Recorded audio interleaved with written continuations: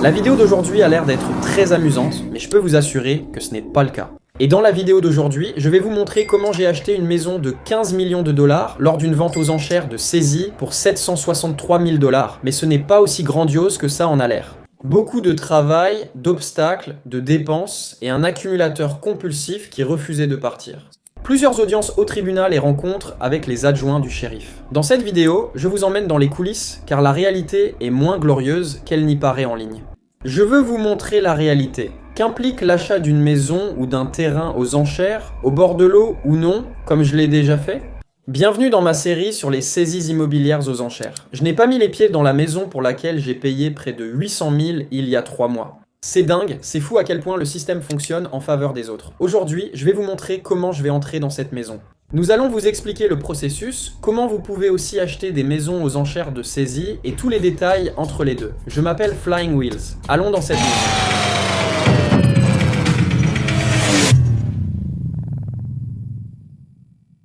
J'ai dépensé près d'1 million de dollars pour une maison où je ne peux même pas entrer. La vidéo d'aujourd'hui est surtout remplie de bas. Et nous faisons un peu de travail de reconnaissance en ce moment. C'est pour ça que je suis sur un jet ski. Vous allez me rejoindre, allons voir cette maison. Mon agent immobilier et moi venons juste de finir de visiter l'intérieur de cette maison. Elle sera aux enchères demain et reste en vente, donc nous pouvons la visiter en prenant rendez-vous avec l'agent immobilier qui ignorait sa mise aux enchères. Le vendeur ne lui a jamais mentionné la saisie immobilière. Elle semble en mauvais état, sans entretien depuis un moment, mais elle est assez récente. Construite en 2008 avec des murs en béton et un toit en ardoise.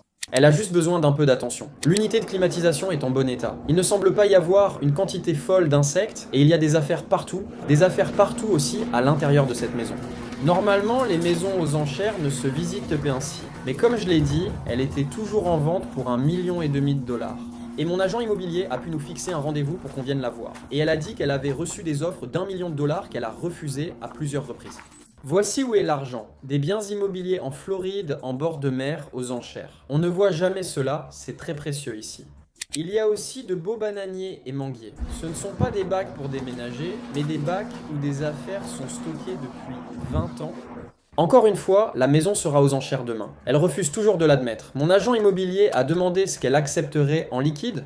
Nous avons vendu notre maison dans le New Hampshire, donc je peux acheter comptant. Ils ont aussi refusé plusieurs offres d'1 million de dollars. Ils ont refusé 1,2 million alors que la maison doit être rénovée. Mon agent immobilier discute encore avec le leur pour avoir des infos. Et il y a une enchère maximale de la part du plaignant, c'est-à-dire la banque. Parce qu'elle doit environ 763 000. J'ai donc proposé 100 000 de plus que son prêt bancaire, ce qui lui permettra, si elle vend, de repartir avec 100 000 à dépenser comme elle veut. Nouveau loyer, nouvel acompte pour maison ou appartement, peu importe. J'imagine que les enfants sont partis et que cette maison a beaucoup d'histoire. Elle vit seule ici et refuse d'admettre la situation. La maison risque d'être saisie. Offrir 100 000 de plus que sa dette bancaire me semblait généreux. Demain, quelqu'un l'aura pour le prix demandé par la banque, peut-être plus, 1 million ou 1,5 million, je ne sais pas. Mais pour avoir une maison au bord de l'eau dans le sud de la Floride, avec 4 chambres et 3 salles de bain, tu ne peux pas trouver ça pour 1 million de dollars. Donc je vais juste me garer ici. Mon agent immobilier va faire une offre verbale à l'autre agent avant de rédiger une offre complète, mais cela doit se faire demain. De plus, cet agent ignorait que la maison serait mise aux enchères demain. Je suis resté sur ce banc dans le parc à regarder le coucher de soleil, attendant l'appel de mon agent immobilier qui a refusé mon offre de 865 000. Une offre écrite pourrait potentiellement la sortir du processus de saisie si elle acceptait, ce qu'elle n'a pas fait. Donc apparemment, elle a refusé 1 million, apparemment 1 million. Elle a refusé mon offre au comptant supérieur de 100 000 à sa dette, donc si ça doit se faire, ça se fera. Attendons demain pour l'enchère. J'ai déjà mon acompte auprès du tribunal et on attend. Je vais enchérir. Je vais fixer une enchère automatique jusqu'au montant de mon offre au comptant et on verra à combien ça partira. Peut-être que personne n'enchérira et je l'aurai juste au-dessus du prix demandé. On verra dans le prochain extrait. Mais pourquoi j'ai quitté le New Hampshire? Regardez ces couchers de soleil sur l'eau, c'est incroyable. C'est dommage, j'ai vérifié et découvert ce qu'elle devait dans cette situation. Lui donner de l'argent liquide l'aurait sauvé. Ça lui aurait donné non seulement 10 000 ni 25 000, mais 100 000 dans sa poche pour l'aider à repartir. Et elle a refusé. De plus, l'agent immobilier a fait tout le travail, mise en vente, photo, sans toucher de commission. Si le bien part aux enchères demain, il n'aura rien et tout son travail sera perdu. Et puis, je pense que tu dois sortir de cette maison tout de suite. Tu devrais quitter cette maison immédiatement. Est-ce que je reçois les clés si je suis le plus offrant tout de suite? Est-ce que je dois passer par une procédure d'expulsion? Si elle acceptait une offre au comptant, elle aurait 30 jours pour déménager avec l'argent. Si ça part aux enchères, elle ne reçoit rien et elle doit partir immédiatement, genre quitter les lieux, oh là là, tellement de gens vont perdre si ça part aux enchères. Eh bien, on va le découvrir dans la scène suivante. Donc, j'ai fini par gagner l'enchère. J'ai dit une enchère par procuration, laissez-moi expliquer comment ça a fonctionné. Alors je suis allé sur le site web de mon comté, puis j'ai déposé un acompte de 40 000 sur la maison au tribunal de mon comté. Je peux enchérir jusqu'à 800 000, je ne veux pas aller au-delà car il faut au moins 100 000 de réparation, voire jusqu'à 200 000, ce qui porterait le prix à 1 million de dollars. Vivre au bord de l'eau dans le sud de la Floride, c'est vraiment une aubaine. Mais tout est comme ça, pas d'inspection, pas d'assurance titre. J'ai parlé à mon avocat, il a bien un titre clair, mais il est en saisie. Je peux consulter les résultats de l'enchère ici. J'ai remporté l'enchère à 777 900, donc environ 190 000 de moins que ce que j'ai proposé hier, donc j'ai essentiellement gagné 90 000. En ayant attendu les 24 heures, ce qui est fou, j'ai maintenant 24 heures pour virer l'argent, ce que j'ai déjà fait. C'est maintenant ma maison. C'est assez simple, les sites du comté sont plutôt faciles à utiliser et il y a aussi d'autres sites pour acheter aux enchères. Il faut juste faire attention à ce que vous achetez et vous assurer qu'un avocat spécialisé en immobilier vérifie tout pour vous. Voici ce qui se passe. Le marché immobilier en Floride est devenu fou, la valeur des maisons a explosé pendant le Covid en raison de leurs méthodes conservatrices. Soyons honnêtes, la Floride a tout simplement permis beaucoup plus de choses. Ils ont laissé les gens faire beaucoup plus de choses. Beaucoup de personnes étaient coincées chez elles et voulaient voyager, voulaient juste sortir et vivre au soleil. L'arrivée massive de nouveaux habitants en Floride a fait exploser la valeur des maisons et rendu le marché immobilier fou.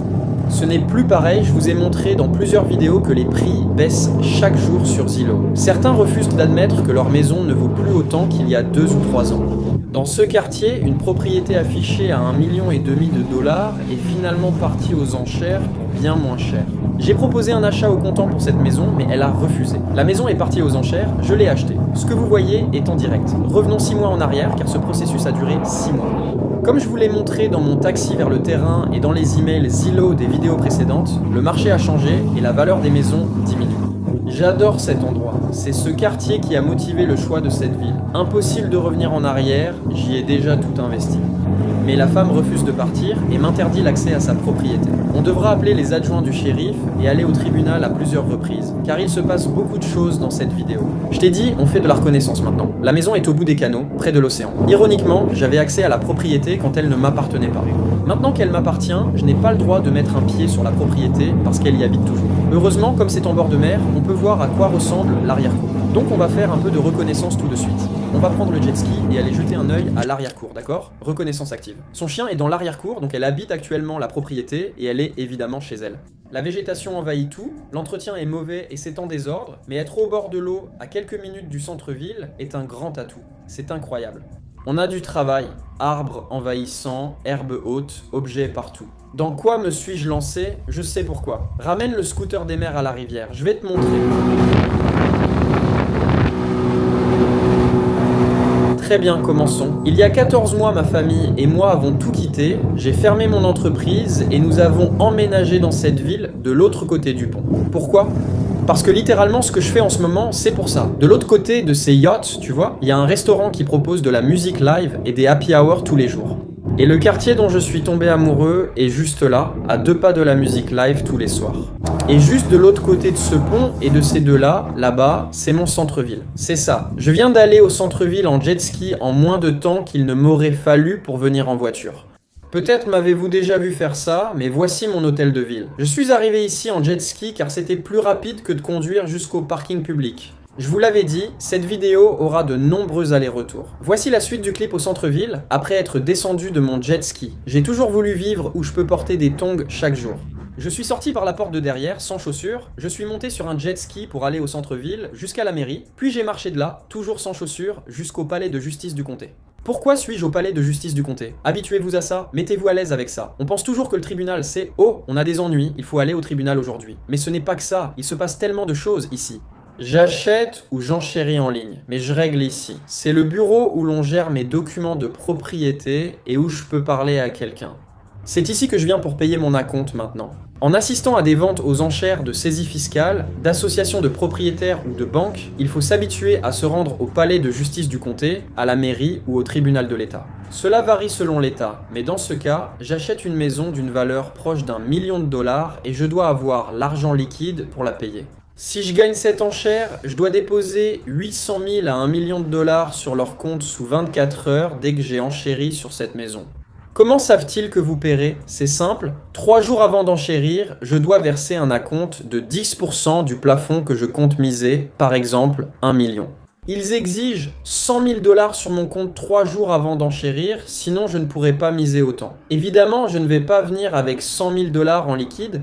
Ils acceptent les virements bancaires, les transferts Automated Clearinghouse et les chèques certifiés, mais les chèques certifiés doivent être encaissés avant qu'ils ne vous autorisent à enchérir. Maintenant, dans la suite de cette vidéo, vous allez beaucoup me voir ici. J'ai passé ici la plupart de mon temps et de mon argent. Cette maison a été difficile, la femme refusait de partir. Je n'ai pas le droit d'y aller, même après avoir dépensé 1 million de dollars. Nous en parlerons plus tard. Dans mon comté et mon état, tout passe par le tribunal, mais ailleurs c'est différent. Par exemple, en Floride, où j'ai acheté une maison au bord d'un lac, ce n'était pas nécessaire. Je l'ai acheté en ligne, je l'ai acheté sur auction.com, j'ai mis ma carte de crédit en dépôt. C'était tellement simple. Je leur ai fait un virement, je crois qu'ils étaient basés au Texas, et ils m'ont envoyé le titre de propriété par la poste ensuite. C'était la transaction la plus facile que j'ai faite. Je ne comprends pas pourquoi on achète des maisons autrement. Ici, on donne l'argent, ils font les timbres fiscaux et délivrent le titre 10 jours après. C'est simple.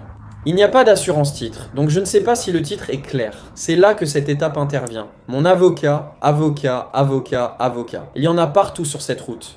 Trouvez un bon avocat fiscaliste ou spécialisé en immobilier, compétent et impliqué. Sinon, ils feront la vérification à votre place. Cela peut coûter 500 € au début, mais vous faire économiser 1 million à la fin. Faites vos recherches et trouvez un bon avocat spécialisé en immobilier. Débutants ou expérimentés, demandez-leur de se renseigner avant de placer vos offres. Vous ignorez dans quoi vous vous engagez. Vous pourriez acheter un terrain en pensant qu'il y a une maison dessus alors qu'il n'y en a pas, si vous voyez ce que je veux dire maintenant. Il y a aussi des commissaires-priseurs, des sociétés de vente aux enchères qui organiseront des ventes physiques comme le Hey But a Baby But Baby directement sur la propriété. Oui, il y en a. Il y en a une dans le New Hampshire qui s'appelle JSJ Enchères, qui organise des ventes immobilières, et vous devez avoir l'argent liquide en main avant d'enchérir sur cette propriété.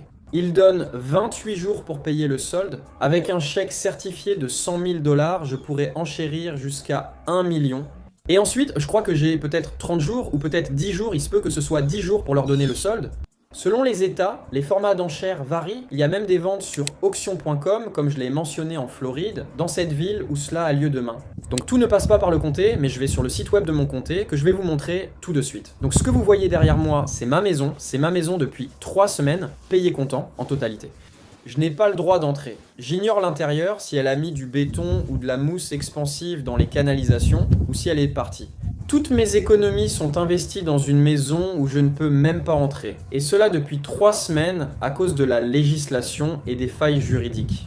La personne ici maîtrise vraiment le système. Je l'ignorais en achetant cette maison et j'ai juste laissé un mot sur sa porte. J'essaie toujours d'être amical et serviable, mais cela se retourne sans cesse contre moi. Laissez-moi vous montrer ce qui se passe. Ça, ici, et par email, j'ai fait des allers-retours. Ça fait 3 semaines et je n'ai pas pu entrer dans la maison.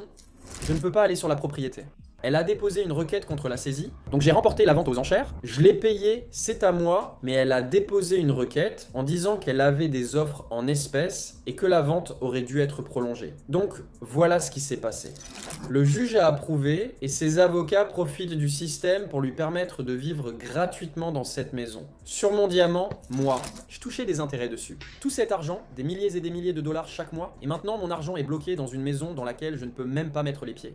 Et demain, la banque a une audience avec elle et le juge peut décider s'il veut annuler la vente aux enchères de saisie ou la maintenir. L'avocat de la banque, avec qui j'ai parlé, a dit que la décision était déjà prise. Et c'est juste une façon pour elle et son avocat de gagner du temps. Et apparemment, ça dure depuis 4 ans. Pendant 4 ans, elle a profité du système pour vivre gratuitement pendant la saisie de sa maison. Je viens de tomber sur elle qui s'est tirée parti du système. Ça va me porter préjudice un moment sans savoir combien de temps. J'ai déjà payé, c'est ma maison, mais le juge ne me donnera pas le titre avant l'audience au tribunal demain. C'est frustrant. Bonjour, ici Craig. Salut Craig. J'avais manqué l'appel de ce numéro il y a quelque temps. Oui, oui, merci beaucoup de me rappeler, j'apprécie vraiment. Pas de problème. J'ai récemment acheté lors d'une vente aux enchères de saisie immobilière. Je connais bien l'affaire. Ah d'accord, donc je l'ai déjà payé, je l'ai acheté. Évidemment, je n'ai pas encore obtenu le titre de propriété, et je crois qu'il y a un appel ou une demande d'appel. Je voulais savoir si je devais m'inquiéter ou si vous aviez des informations ou recommandations pour moi. Donc, il s'agit ce qu'ils ont déposé, c'est une objection à la vente, et cette objection à la vente est actuellement maintenue. Elle va être programmée pour le 3e. Ce jeudi, je crois, oui, à 13h30. À ce moment-là, nous nous y opposerons. Rien ne s'est bien passé ici. Donc, essentiellement, cet emprunteur se bat contre cette procédure de saisie depuis 2020-2019. Ils ont essayé de déposer une requête pour annuler les ventes. Le tribunal a rejeté leur requête pour annuler la vente et la vente a eu lieu. Donc, en supposant que jeudi, l'objection soit rejetée, l'ordonnance ordonnera au greffier de délivrer immédiatement le certificat de propriété. Il devrait délivrer le certificat de propriété et transférer le titre à votre nom, idéalement sous une semaine. Merci. Au moins, nous avons le contexte concernant cette maison. Cela fait 5 ans que ça dure, donc il n'y a pas de culpabilité, juste un malaise qui persiste. Ce n'est une surprise pour personne. Bon, aujourd'hui je suis au tribunal parce que l'ancien propriétaire de la maison a déposé une objection à la fermeture ou à la saisie. J'espère simplement pouvoir aider la banque. J'ai déjà tout payé il y a 3 semaines, l'argent est déjà sorti de mon compte. Je devrais être propriétaire et recevoir le titre 11 jours après la clôture, mais cette objection m'en empêche. Dès la décision prise, j'aurai tous les documents. Nous allons déposer le dossier, donc nous sommes au tribunal. Maintenant, je vais aller dans l'immeuble de bureau et déposer tous les documents pour la faire sortir de là. Souhaitez-moi bonne chance, ça vaut littéralement des centaines de milliers de dollars en ce moment. Tout dépend de leur décision. Donc, j'ai quitté ce que je faisais plus tôt pour venir ici. Ils ont annulé l'audience, et comme je ne suis pas réellement une partie prenante, je n'ai pas été informé. C'est presque comme un avis d'annulation, venez. Le défendeur, sous-signé avocat, annule par la présente l'audience concernant l'objection à la vente et la requête en annulation de la vente par saisie, prévue le 30 janvier et programmée pour aujourd'hui devant l'honorable juge. Honnêtement, ça semble juste retarder l'obtention du titre pour moi. Je ne peux pas obtenir un titre aujourd'hui parce que l'objection est toujours déposée, et tant qu'il n'y a pas de décision, je ne peux pas obtenir de titre. Donc honnêtement, cela semble juste avoir été une façon pour elle de tout retarder. Ça s'appelle l'avocat. Je suis le nouveau propriétaire. J'ai acheté la propriété et je l'ai payée lors d'une vente aux enchères de saisie le 30 janvier. Ah, d'accord. Un instant, je consulte le dossier et vous mets en relation avec l'avocat pour l'affaire. Je me suis présenté à l'audience aujourd'hui, mais elle a été annulée. Oui, c'est exact. Annulé hier après-midi à la dernière minute, vous n'avez sans doute pas encore reçu l'information par courrier. Un instant, s'il vous plaît. Elle est en reprogrammation. Je vérifie pour le 3 mars. Je regarde aussi si l'avocat est disponible. Je ne suis pas sûre que nous puissions le faire pour l'instant. Avez-vous un avocat? Je ne veux pas avoir à l'être, et je me demande simplement si c'était leur façon de prolonger et de repousser chaque délai, tout, ou s'il y a une raison pour laquelle cela a été annulé. L'audience ? Je ne peux pas obtenir le titre avant l'audience, ce qui me semble être un moyen de retarder. J'essaie de savoir si c'est le cas ou s'il y avait une raison valable d'annuler. D'accord, il y avait un conflit d'agenda. Notre audience concerne la demande d'annulation de la vente de forclusion, donc nous voulons l'annuler. Quelques heures plus tard, Ma caméra s'est éteinte pendant mon appel avec l'avocat, puis je suis allé à la salle de sport. D'où la sueur. Il est 15h30 un jeudi en Floride, il fait 31 degrés Celsius en février. Incroyable. Donc, l'avocat a dit que c'était juste une ruse pour repousser l'audience. C'est exactement ce que je pensais. Les deux parties, les deux camps, ont choisi une audience téléphonique, ce qui signifie qu'ils peuvent comparaître par téléphone. Vous devez en informer le tribunal dans les 3 jours, donc la défendresse qui a fait l'objection, la personne qui habite là, son avocat, n'a jamais demandé d'audience téléphonique, donc il l'a annulé hier pour cette raison. L'a-t-il fait exprès? Mon avocat affirme que c'était délibéré pour retarder et qu'il l'a reporté au 3 du mois prochain, soit dans 3 semaines. Mon avocat a découvert que le 3 n'est pas une date de saisie, donc cela aurait encore été reporté car il n'y a pas d'audience ce jour-là. Mon avocat a reporté l'audience de saisie au Dix, soit dans 1 mois. Cette personne pourra donc rester là-bas 1 mois de plus. Il joue simplement le jeu, et il a dit qu'elle joue comme ça depuis 5 ans. Maintenant, elle a un nouvel avocat, parce que son autre avocat l'a probablement renvoyé, ou elle l'a renvoyé. Elle a engagé un nouveau filou pour déposer en retard, afin de retarder. Pendant ce temps, mes 800 000 $ sont bloqués en séquestre, sans générer d'intérêt pendant 1 mois. C'est comme si 800 000 $ représentaient environ 4 000 $ d'intérêt par mois. Donc je vais perdre 4000 $ d'intérêt. Je n'ai plus de compassion pour cette femme. Au début, j'essayais d'être civilisé, de bien agir et de m'occuper d'une femme malchanceuse. Elle joue à ce jeu depuis 5 ans et continue. Maintenant que ça me coûte, je m'en fiche un peu. Après l'audience et sa défaite, je pourrais aussitôt demander le titre de propriété, l'obtenir immédiatement et l'expulser. Cela prendra un mois. Je suis déjà allé au tribunal et j'en suis sorti. J'ai reçu un email m'ajoutant au dossier, donc je reçois toutes les notifications en tant que plaignant. Donc le prochain extrait sera probablement dans un mois, quand on saura ce qui se passe. Prochain jeu, il joue l'audience du procès, les gens savent juste comment jouer le jeu, le rejouer, et ils le jouent très bien de leur côté. Le lendemain, j'avais rendez-vous à 9 h, un appel avec l'avocat du plaignant et celui du défendeur qui ne m'a pas rappelé pour notre rendez-vous à 9 h. À 9 h 15, toujours pas de rappel. Je sors de la salle de sport, j'ai couru partout ce matin, j'y suis allé à une autre heure et ils ne m'ont pas appelé. Super. Un mois plus tard. C'est devenu une vente normale, je comprends que c'était en 2019, et si ça venait de... Je ne pense pas que tu l'aies fait. Tu trouves? Je comprends, mais un portant ne peut pas obtenir l'annulation d'un conseil local d'équité. Mais tu n'es pas obligé. Mais encore une fois, mon travail, c'est de revenir à la partie juridique et d'être précise. Donc la loi, autant que je sache, et je sais ce qui est évoqué. En ce qui concerne l'acheteur, la société à responsabilité limitée, achète la propriété. Oh, nous avons utilisé les fonds de la vente de notre maison dans le New Hampshire pour acheter cette maison pour ma femme, moi-même et nos 2 enfants. N'est-ce pas? Donc l'avocat s'en charge encore pour ces personnes. Bien sûr, je comprends. Pour parler devant le tribunal, il n'était pas nécessaire de parler à un avocat. D'accord, mais je reconnais que vous êtes là. Merci. D'accord, mais je ne peux pas utiliser cela pour influencer ma décision dans cette affaire. Donc, malheureusement, la norme n'est pas remplie dans ce cas pour que le tribunal soit en mesure d'annuler la vente. Il n'y a eu aucune démonstration répondant aux exigences de la loi. Je vais expliquer ce qui s'est passé. J'avais le sentiment que la maison allait être prise, alors autant que ce soit moi plutôt qu'un autre. Elle a eu largement le temps de vendre la maison et d'encaisser. Le déni est réel. J'ai discuté avec elle et je veux simplement l'aider, donc tout ce que je peux faire, je vous le garantis. Le fait d'être gentil va être ma faiblesse. J'aurais dû être impoli, être un salaud. J'ai informé que mon avocat recommande de porter plainte au tribunal des petites créances pour les intérêts perdus depuis l'achat de la maison, soit environ 8000 en un mois ou un mois et demi.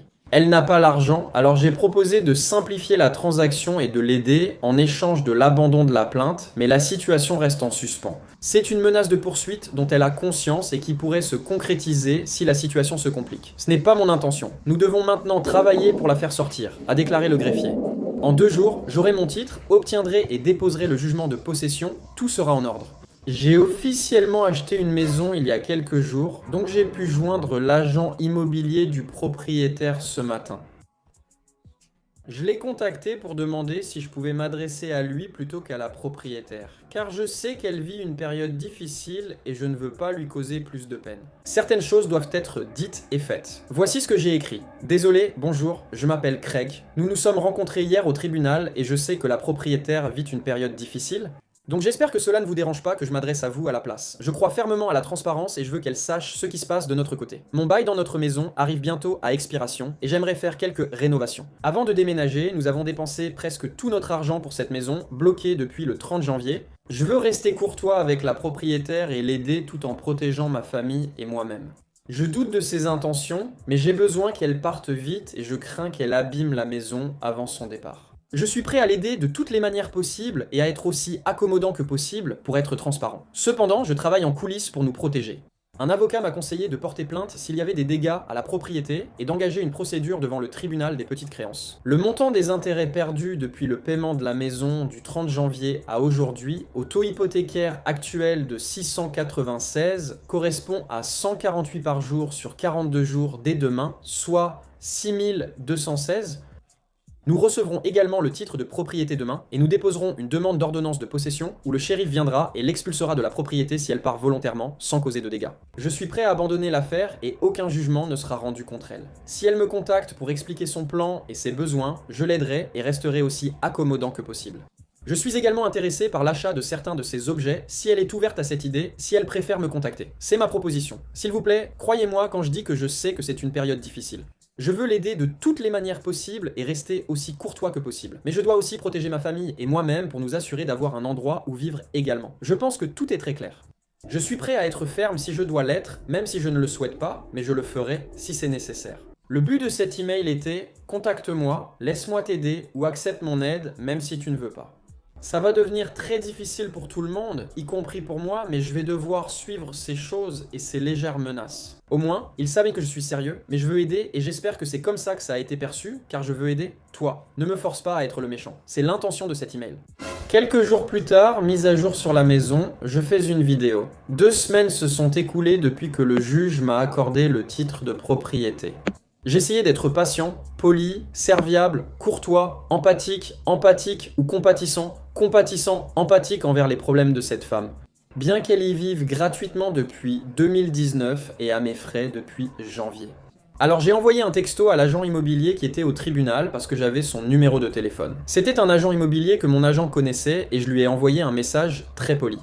Elle a demandé à rester jusqu'à la fin du mois. J'ai refusé, lui accordant 10 jours de plus. Avant notre voyage, j'ai demandé qu'elle parte avant notre retour. Elle n'est pas partie.